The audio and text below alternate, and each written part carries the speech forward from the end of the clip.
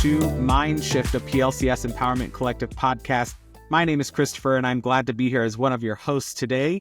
I'm Deb Anderson. I'm your co-host. Hi, Christopher. What are we talking about? I feel like this is a particularly salient time to talk about today's topic because of what happened the last 2 nights in a row with my son. Our listeners know I have a 4-year-old, Leo. He's great.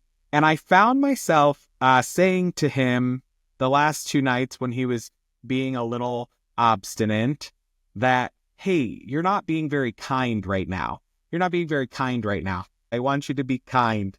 But I haven't actually explored with him what that means. That's what I was thinking, Christopher. I wonder, and I'm hoping our guests can talk about this today. I do wonder if kids know the difference between being kind or being nice. A lot of times we'll say, be nice. So I just wonder that too. Maybe we can talk about that. We have a guest with us today coming to us from the Greater Good Science Center out of UC Berkeley.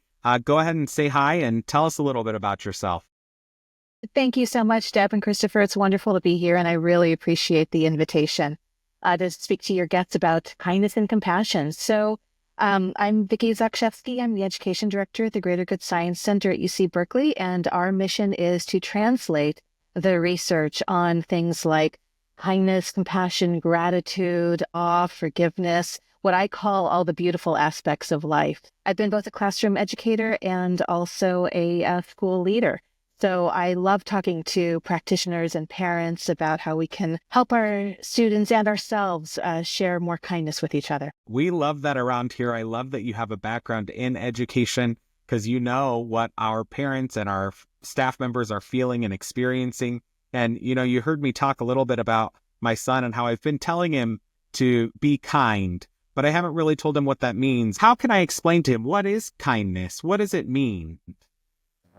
So kindness it's really sincerely wishing for the well-being of another person. So it's just keeping in mind that you truly want what's best for the other person, you know, whether that person is suffering or not, or just, you know, a day-to-day interactions, but you really have the best of intentions for that person. So it's easy to be nice. You know, we can be polite. We can say thank you, whether we mean it or not, but truly being kind is something that comes from the heart.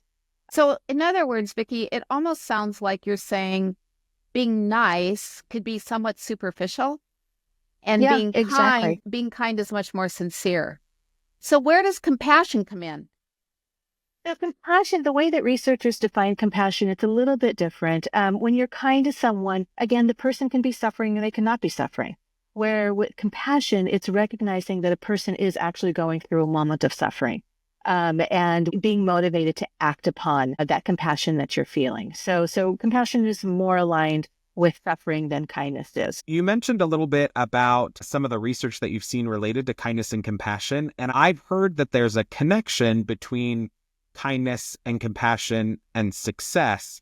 And I would say that typically people see being strong or being tough as things that lead to success. Can you speak at all on how kindness and compassion are related to success?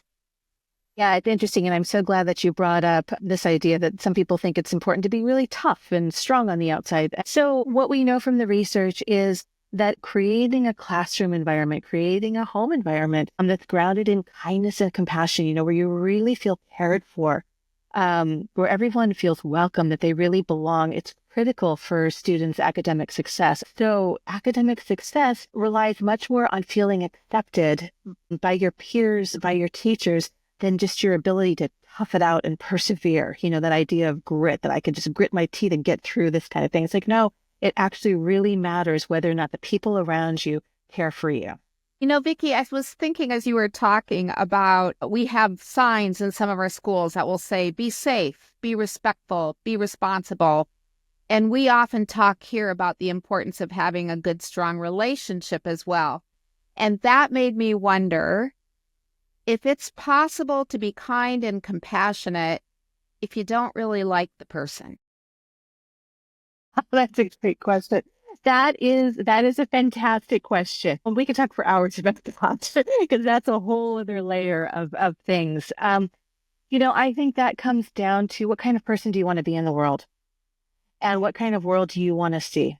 Do you want to see a kinder, more compassionate world? Then if you do, then it's up to you. We can't control how another person behaves or how they respond. We can only control our own response to the world, to things that happen to us, to things that people say to us. And even if we don't like the person, if we want to maintain that view of ourselves, that we are a kind and compassionate person, it's up to us to be able to work with what's going on inside of us, whether it's emotions or challenging thoughts or whatever it might be, to respond in a kind way.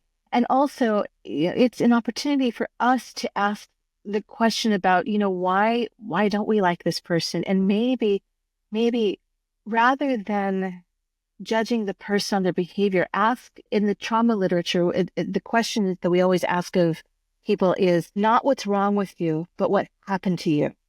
And so if this person is somebody who pushes your buttons for whatever reason, maybe there's something that happened to them. Maybe they're having a difficult day, or they just have a difficult home circumstance, or they're having a tough time at work or something like that. But there's almost always a reason behind whatever behavior it is that you don't like. And I'm wondering, thinking about that, I think that's a hilarious question, Deb. It cracks me up still thinking about the fact that you asked that. But it's true, right? It's true that sometimes we don't like people. And putting my parenting hat back on, thinking about Leo, thinking about kids of all ages, right? And parents that are listening right now, how can we as parents help to develop compassion in our children? That's a great question. The number one way you can do that is model it. The other thing I would say is that's very powerful is look for moments of what researchers call moral beauty. I love that term, moral beauty. So moral beauty are those acts of kindness, of charity, of self-sacrifice, of courage, that elicit an emotional response in us as we watch them. When we witness these acts of moral beauty, we ourselves feel uplifted. And we actually care more for the welfare of others. It can make us more hopeful, make us more unselfish. And when we witness these with our children, talk about them. Notice, how do you feel when you've just seen this person do something deeply kind for another person? Because then they're going to attach the emotion that feels really good to this idea of being kind. Try to find commonality. People you don't like or you don't agree with, try to find some commonality. If it's as simple as we're both human beings and we're trying to do our best on this planet, just find something where we can connect with each other. So those are just some things that parents can do. I was wondering as well, I looked at some of the information on your website, and we can put a link to that in the show notes, where there was some talk about treating yourself with kindness and how that's linked to treating other people. And I wondered how we can teach our students or our own kids how to treat themselves with kindness when they make a mistake or when things are challenging for them. What are some things that we can do to help? So yes, there's a whole body of research on what's called self-compassion. And I'm so glad you brought that up. But yeah, so self-compassion is this idea that when we fail at something, when we make a mistake, instead of mentally beating ourselves up, saying, oh, you're such a bad person, you'll never do well, you're always going to fail. Instead, we say, you know what? I'm human. Everyone makes mistakes, and that's okay. And you speak to yourself kindly. It's one of the most beautiful, I think, activities that has come out of the self-compassion research is write yourself a letter as if you were writing to your best friend. So if you make a mistake, write a letter to yourself and talk to yourself as what would you say to your best friend? You're not going to say to your best friend, oh, you're so stupid, and you're always going to be a failure and that sort of thing. No, instead you're going to be, yeah, that's all right. That's okay. Do better next time. No big deal. We all make mistakes. We're all in this together. It just makes me wonder about this. I mean, I'm going to pursue this idea of self-love or self-compassion, whatever you want to call it. I do wonder, just from interactions with people, if it's harder to be compassionate to others if you're not compassionate to yourself. And then I wonder, because I was thinking as you were talking, Vicki, that in order to be compassionate to myself, to say, oh, it's okay, I made a mistake, don't beat myself up, means, one, that I have to admit that I made a mistake. And that then means I have to admit that I'm vulnerable. So can you talk about the vulnerability component that's a part of compassion? I think people get caught up in this idea that being kind, being compassionate is a weakness. And it isn't. What we know from the research is it's actually a phenomenal strength. It actually is harder sometimes to be compassionate and kind towards somebody than it is to be mean as well. And so to me, it shows in some ways greater strength of character to make that choice in the moment to respond with kindness and with compassion rather than speaking meanly to somebody or being impatient or choosing, to act in a selfish or harmful way. If I don't feel compassionate towards somebody, I go down a checklist almost of saying, okay, what's going on with me that I can't feel compassion right now for this person? So it's things like lack of time. If we feel like we're in a rush, we're less likely to be compassionate towards another person. Or if we lack the resources, whether that's financial or emotional or whatever that might be, if I don't feel that I have the resources to offer to another person, I'm less likely to be compassionate. If the person doesn't look like me, is it a different skin color, a different age, a different gender? Is it their beliefs, their education, their economic level, whatever it might be? We're less likely to be compassionate towards somebody who we don't think is like us. Also, if we don't feel safe in this situation, another thing that researchers have found that keep people from being compassionate is a power imbalance. It's fascinating, people who feel more powerful, whatever definition that is, as their power levels go up, their empathy levels towards others actually go down, which is a really interesting thing to consider. Also, another really tricky one is if we feel like the person deserved their suffering. So okay, you made a mistake. You're going to have to deal with it. You deserve that. You deserve to be suffering. Can we overcome that feeling that the person deserved their suffering and actually show compassion instead? Another really big one, and this is big for children, is this idea of empathic distress, where we see another person suffering and it's hard for us to see those emotions.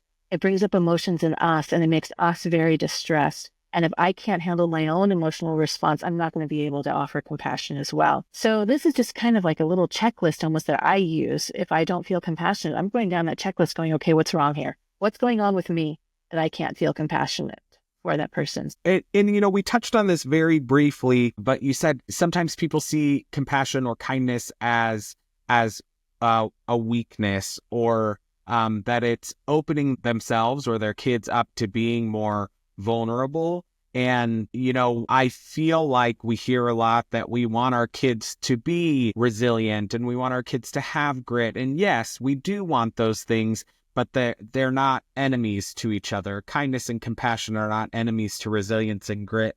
What would you say to a parent that is concerned that teaching their kids kindness and compassion are going to make them more vulnerable? I think that is a really important question. And acting with kindness and compassion does not mean that you're a doormat. It doesn't mean that you let people walk all over you. It is really important to have boundaries and to know when to say no or to stop.